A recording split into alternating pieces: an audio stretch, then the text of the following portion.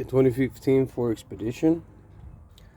If you hear a clicking noise in the back of your vehicle, it more likely is going to be coming from your land door actuator from the rear AC unit that it's located in there.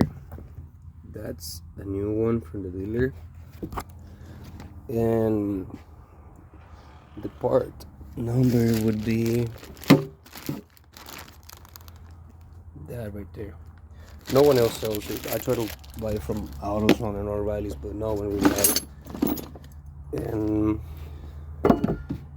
it's pretty easy to do.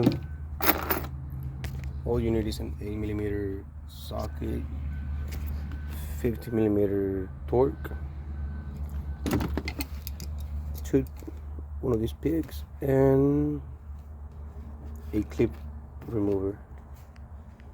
And the hardest thing to remove would be this panel here.